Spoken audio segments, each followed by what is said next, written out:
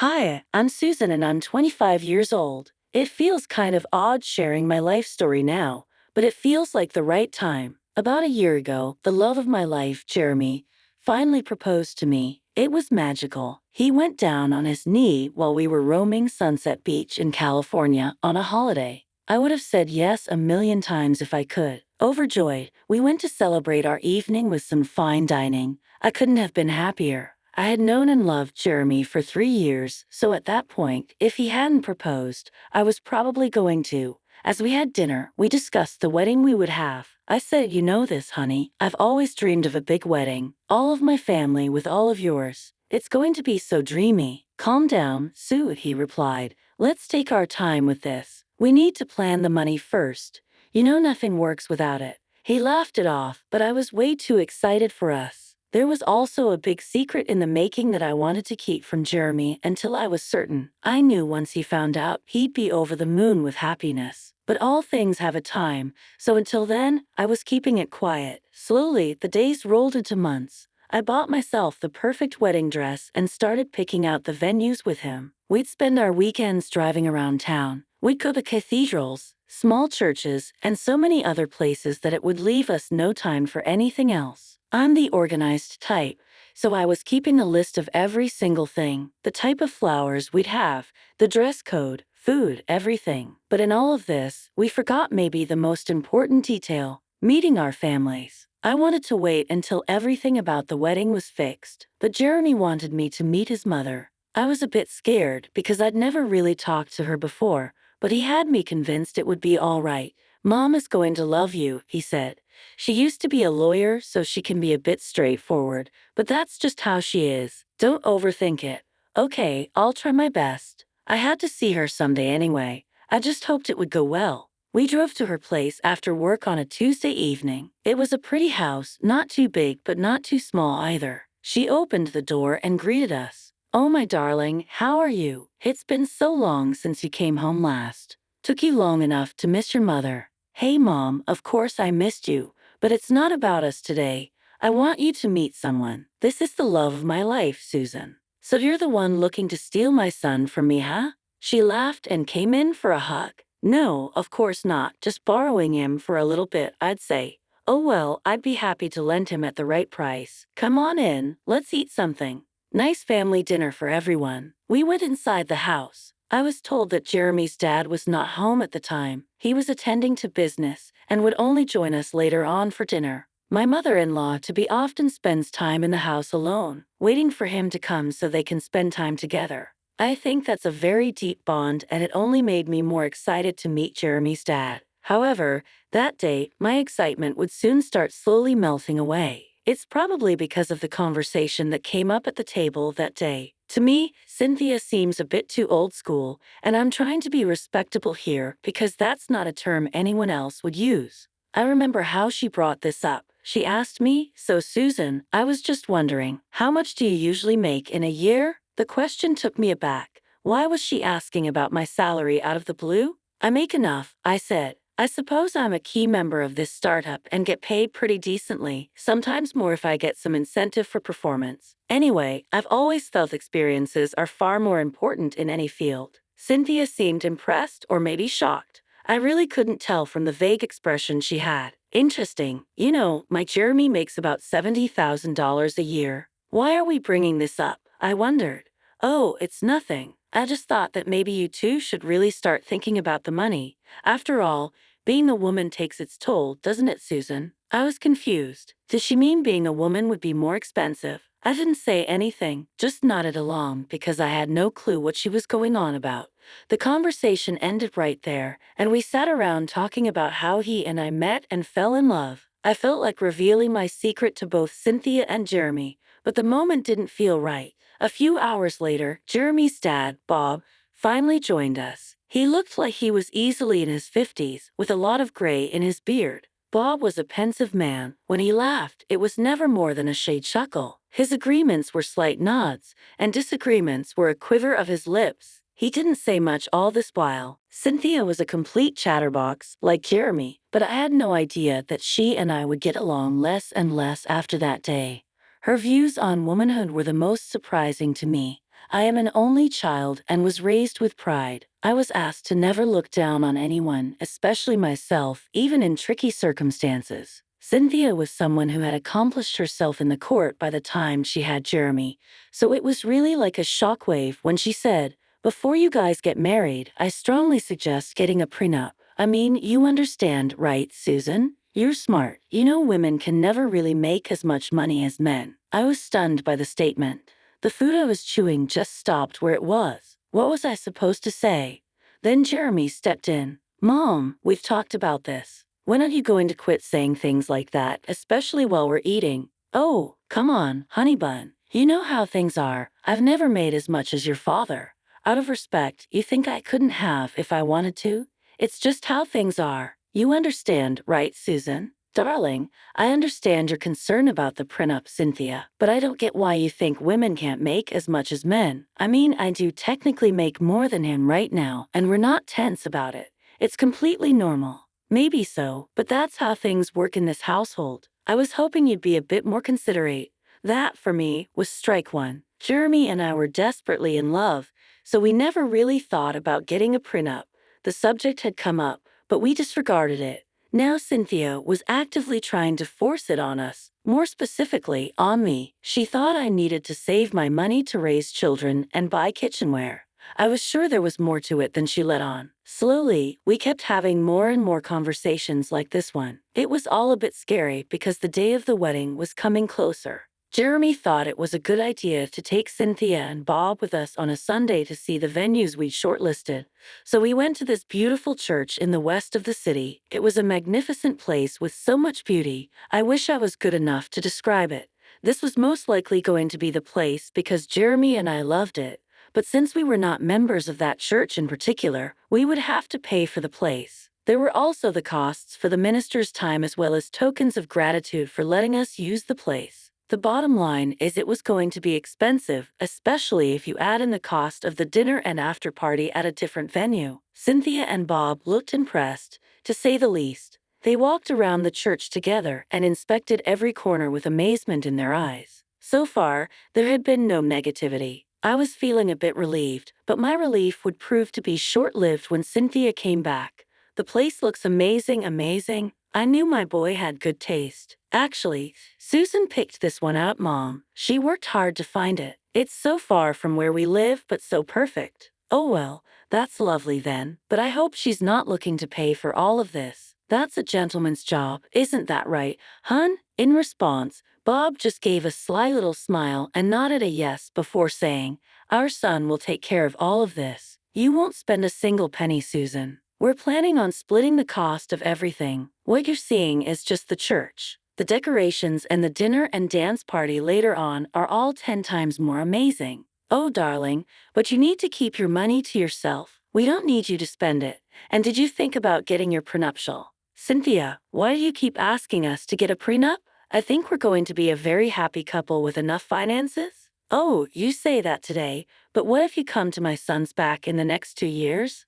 I hope it never comes to pass. But honey, I've seen many divorces. Women can become so selfish when they make less. You can't blame me for being cautious." "Are you trying to say I'm marrying him for the money, Cynthia? That's such a terrible accusation." "Oh, love, I'm not accusing you of anything. I'm just saying it's worth considering. Bob and I got a prenup, and we're doing wonderfully. All I had to do was make less than him, and he was happy. I'm sure a young woman like you can do that for Jeremy too, right?" "Oh my God, Mom, it's like you're not even trying to hear her out. It's not the way we do things anymore," Jeremy interjected. "Look, Cynthia, I really don't like the way you seem to think about women, but I'll let it go for now. I'm sure we can talk about it at home. And about the prenup, if it matters to you that much, we'll give it some thought, okay? Does that make you happy?" "Oh, the happiest," she said and gave me the fakest hug I've ever had. The drive home was so awkward with the two of them in the back. Jeremy and I couldn't talk about the things that were going on at the time, so we held back. Once we got back to our place, we decided to bring it up. He said, "I feel so bad about all of this. I hoped she had changed a bit, but in all these years, there's nothing." "It's okay. I get it. I'm not happy with how she thinks. It almost disgusts me. But I can give the prenup more thought if you're okay with it. I have nothing against it, my love. You know that. I just don't think we'll ever need it, but she's been so annoyingly persistent. Honestly, I love her, but she can get on my nerves too sometimes. It's okay. I don't want to ruin your bond with your mother. If it makes her happy, we'll get the prenup done. Let's just find a good lawyer. Fine, let's take a little break from the wedding plans then. Not a very long one, though. I really can't wait to see you in the white dress, honey. Things like this are what made me fall in love with this man. We were adaptable. We'd adjust to any situation without compromising each other. That right there is what true love looks like. So we took some time from work and got our prenup agreement straight. He would keep what's his, and I would keep what's mine if things were to ever go sideways. Now, Cynthia was happy. There was a bounce in her walk that wasn't there before. Here I was, still unsure why exactly she wanted us to get the prenup. Surely the reason had to be deeper. It all became clear to me when we decided to spend a night with Jeremy's parents. The night was great. We had a barbecue and danced around. Cynthia didn't bring up anything negative the whole time. Honestly, I felt like the storm had blown over. Jeremy had to go to work the next morning, but I had the day off, so I was still in bed. Cynthia didn't know I was awake already, and so I heard her talking about something on a call. Oh yes, they finally signed it. I'm so happy right now, you have no idea, she said. Mary was Jeremy's aunt and her sister. I couldn't believe she was already spreading the news all over the place. I don't know about this girl. I mean, she seems nice and decent, but come on, you know Jeremy. He's never really learned how to grow up and look out for himself. Honestly, he can do so much better than her. I was shattered. I knew she was a bit strange, but Jeremy loved me with all his heart. Why would she even say something like that? I'd done nothing to hurt him in all the time we'd been together. I didn't make a sound, though. The bedroom door was slightly open, and I kept hearing the conversation as she passed around the hall doing chores. Oh, please, Mary, stop taking her side. You haven't even met her. He'll see what I'm talking about when you meet her, and one day, Jeremy will see too. Then he's going to want to divorce her, and then what? She would have taken everything we have. I almost felt like crying. Even Mary seemed like she was being a bit more humane at the time, and she didn't even know me. How could a stranger understand you better than your mother-in-law? It was heartbreaking. Look, don't tell anyone, okay? The thing is, Bob's getting old and tired now. You know it. He just wants to sit in a chair and sleep all day if he can. He wants to give the business to Jeremy to handle all of it.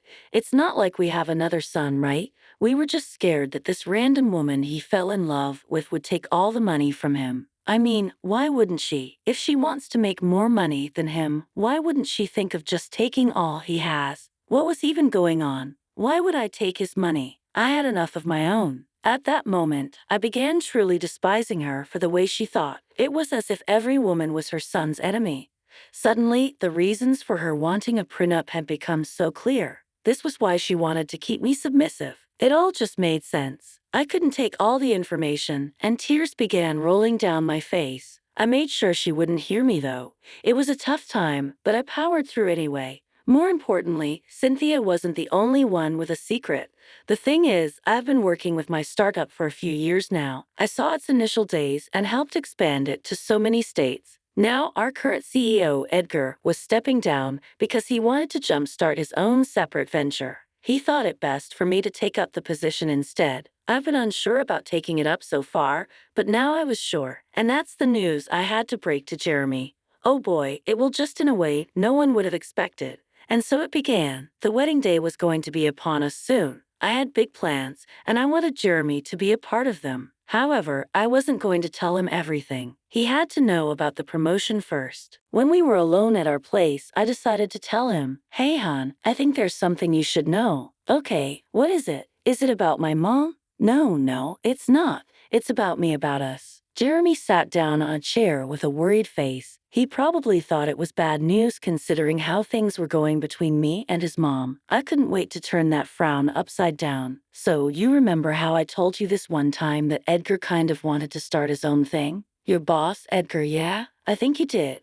It was a while ago though, like almost a year ago." "Yes, it was." "Well, he is going to leave us. He's got everything planned out for his next move," I said as I sat down next to him. "Someone needs to fill in his position, and he wants it to be me." "What? Are you serious?" He looked amazed and shocked at the same time. I couldn't contain my joy. Yes, honey, it's a big promotion. Oh my god, I'm so proud of you. We embraced for what felt like hours. I was so happy to have someone so happy and excited for me. It was nothing short of a blessing. Things started being smooth between me and Cynthia, but it was like the calm before the storm. She would give me looks and say things like, "Don't you ever worry, Susan. If you ever get fired or want to quit your job for your kids, we'll keep you happy," which always infuriated me. But I didn't strike back too hard at her. I keep my composure until it was time. When the day was finally upon us, we made sure we invited everyone. My parents, his, and my work friends. Yes, that included Edgar as well. He was an old but gentle man with blue eyes. Edgar had a son who was about my age, and he brought his whole family with him to the wedding. The church was adorned beautifully. The flowers, the dress, and the decorations were all hand-picked by the two of us. We didn't get a chance to talk much during the ceremony, but it was during the after-party that Cynthia's mind was blown away. We were standing around greeting everyone when Cynthia and Bob arrived straight from the church. "Oh, darling, you look so beautiful. I can't believe it. And you too, Susan. Everything was so perfect. I knew my son wouldn't be a cheapskate when it comes to big celebrations. Oh, I'm so proud. Actually, I didn't pay for anything, Mom, but thanks. I appreciate the gesture." "What do you mean you didn't pay? So you went with the split?" "No, not that either. Susan paid for everything. There is no way, even at your salary, you couldn't have afforded this, darling. Where did this money come from?" "Actually, Cynthia, I quit my job. I have another job now." "What? Another job?" It was right then that I saw Edgar and his family walk in. Everything was working perfectly. I went to get Edgar so he could meet my in-laws. "This is Edgar. Edgar, these are my in-laws, Cynthia and Bob." "Oh, hello, Bob. I've heard you're a businessman too. How proud are you of having this one around?" he said, looking at me and laughing. "Oh, very. I assume you're a businessman too then." "Ah, yes. I used to be her boss." "You used to be?" "Yeah, Susan, you haven't told them about it. I thought they would know by now. I was just going to, actually, but I thought it would be better if you did the honors. Nobody likes singing their own praises." Edgar laughed and nodded his head. He was always a jolly man. "Oh, wow. Then let me break it to you then. Susan is now CEO of the company a bunch of us started 5 years ago. I think she'll bring great success to it in my absence, especially with all of you supporting her. I've been so glad to be invited to the wedding. My son's getting married too in a few months. Susan's entire family will always be on the guest list." "Okay, of course, we'll all be there." "Good. Now I'll let you guys be." With that, Edgar left to join his family for dinner. As expected, Cynthia and Bob had their jaws on the floor for a good minute. "Oh, why didn't you tell us, love?" "Exactly. I didn't even know you were conducting such great business. I just wanted it to be a surprise. And if you've been wondering, that's how I pay for everything." "Unbelievable. This is such great news. We have to celebrate alone as a family. I'm so sorry I've been so hard on you, Susan. Really, you are perfect for our boy. And you know what? Forget about the prenups thing too. I'll be happy even if you don't want to do them. We already did them, Mom, like you asked." "What? Really? But you can reverse them, right? I mean, it's not like you'd ever split, is it?" "No, but we felt like your advice was right. He keeps his money, and I keep mine. Isn't that exactly what you wanted?" "But what if Jeremy wants to be a part of your business?"